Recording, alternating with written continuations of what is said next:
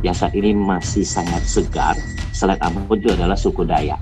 Nah teman-teman, khususnya di Galarua, kasihan saudara Dayak kita saat ini mau diadu domba. Dua panglima saat ini sudah terlibat bentrok. Saya nggak tahu kapan meletus perang di antara dua kelompok Panglima Jila dan Panglima Pajiji.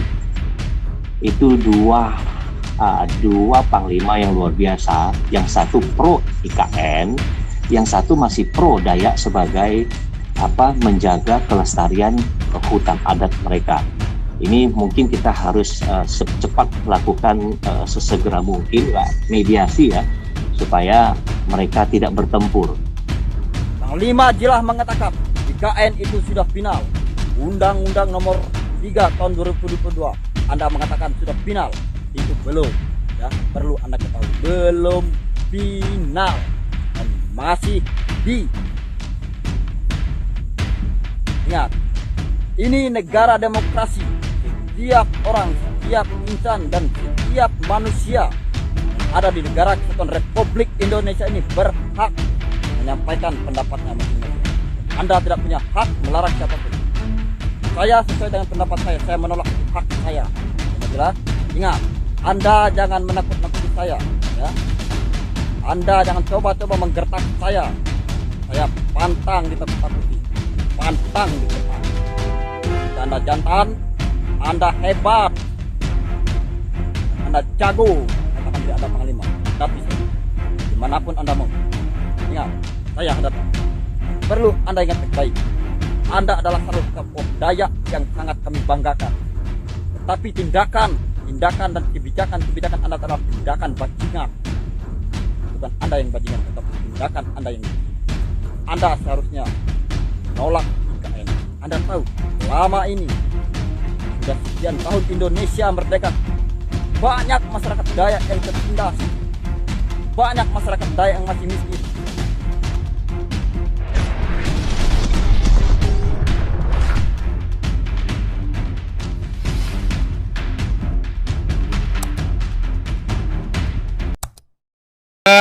Tolong pesan sponsor.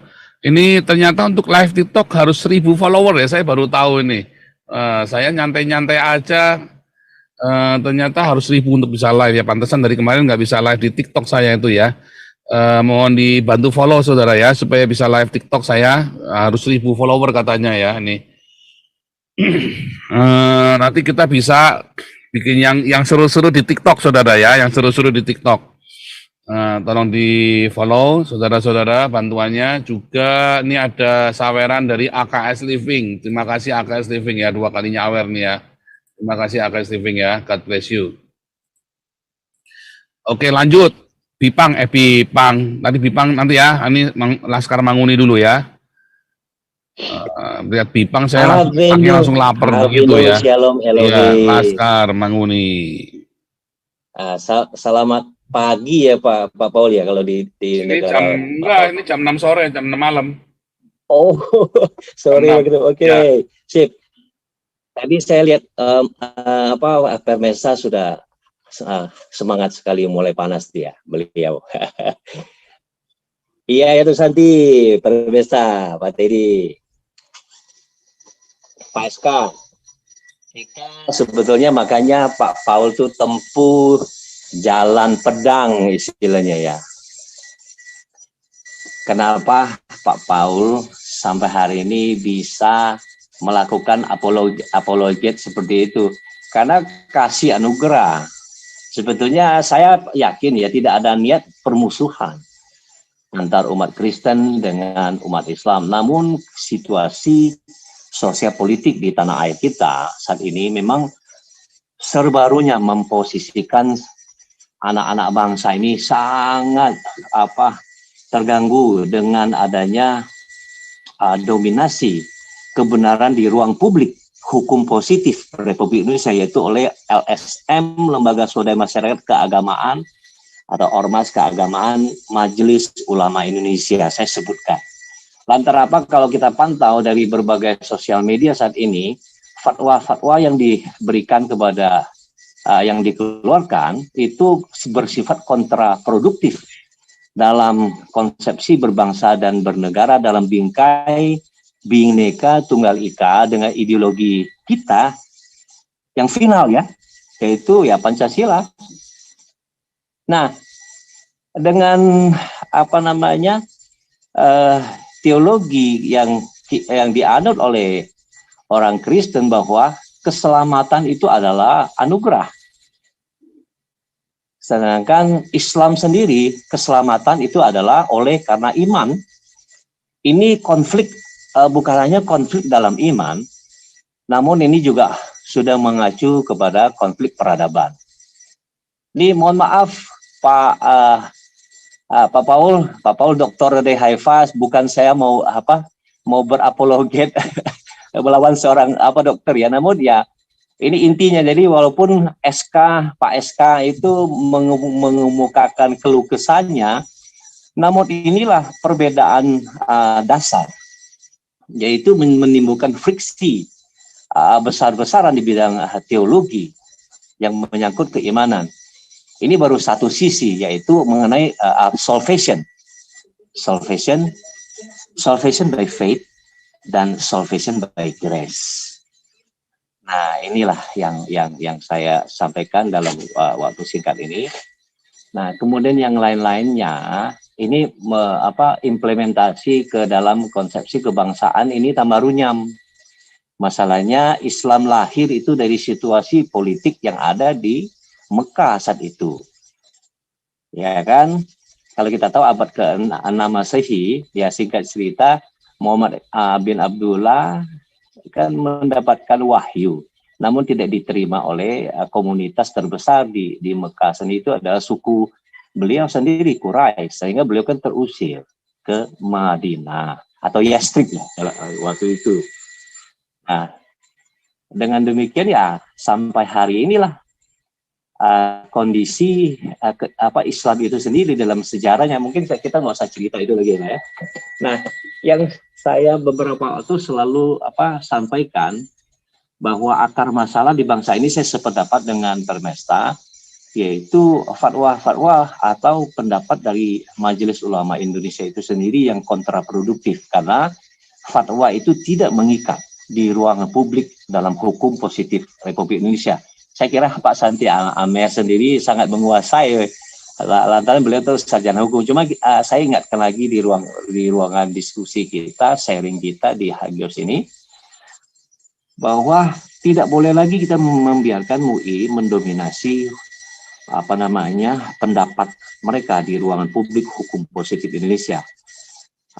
Saya memang usulkan untuk mendirikan lawan dari MUI sendiri, itu adalah Majelis Ulama Nusantara. Karena saat ini kita ide bertanding dengan ide lawan ide, gagasan lawan gagasan. Karena mereka sudah sekitar 48 tahun bercokol di Indonesia, di ruang publik Indonesia, sangat terikat. Polisi kalau masalah hal-hal yang mengenai sosial politik, keagamaan, pasti saya akan selalu minta rujukan fatwa pendapat dari ulama di MUI. Sedangkan MUI itu didominasi oleh dua ormas terbesar di Indonesia saat ini, NU dan Muhammadiyah. Dan lebih dari 70 afiliasi Islam yang sama-sama mereka beraliran Sunni, dan sektenya adalah Ahlus Sunnah wal Jamaah. Doktrin atau teologi keimanan mereka itu sangat konservatif. Hal ini bisa dibuktikan dari fatwa mereka pada Munas ke-7. Saya selalu mengulangin fatwa Munas ke-7 tahun 2005, bahwa dalam hal keagamaan MUI mengeluarkan fatwa haram, anti pluralisme, anti sekularisme, dan anti liberalisme dalam beragama, sehingga kebenaran hanya ditafsirkan secara pihak oleh kelompok aswaja, yaitu kelompok Sunni.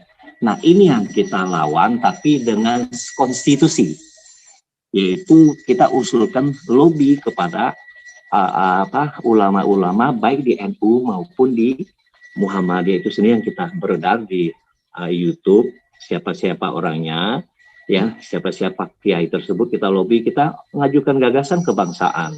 dalam konsepsi berbangsa dan bernegara dalam NKRI yang berlandaskan ideologi Pancasila. Nah, mungkin ini tugas Galarua ya, para Pak Santi Amer. Nah, ini kita harus segera mungkin lakukan untuk mendukung ulama-ulama yang ingin melihat Islam tidak hancur oleh karena sekelompok organisasi di ormas yang mendominasi di MUPI saat ini. Banyak ulama tidak sepaham dari misalnya ya, dari mulai kasus pilkada, saya ambil jalan pendek, itu tahu bahwa BTP sendiri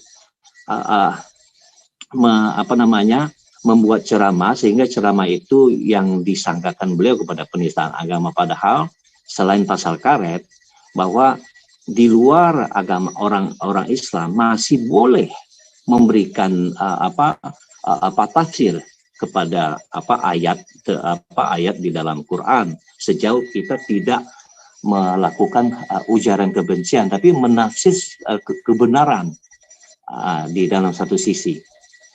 Karena Islam berada di ruang publik, itu masalah utamanya. Sehingga semua anak bangsa kalau sudah masuk ke ruang publik, semua orang warga negara Indonesia boleh memberi tafsiran karena masuk ke ruang publik, kecuali masuk ke ruang privat. Nah, mungkin itu pokok-pokok pikiran saya, Pak. Selanjutnya yaitu adalah jangan lupa MUN harus didukung juga oleh ormas yang lain, termasuk organisasi adat. Nah, organisasi adat yang bisa memberikan perlawanan secara head to head. Satu, saya kemukakan bahwa suku bangsa Minahasa, Ambon, kemudian di NTT, dan yang paling head to head, yang saat ini masih sangat segar, selain Ambon itu adalah suku Dayak. Nah, teman-teman, khususnya di Galarua, kasihan saudara Dayak kita saat ini mau diadu domba. Dua panglima saat ini sudah terlibat bentrok.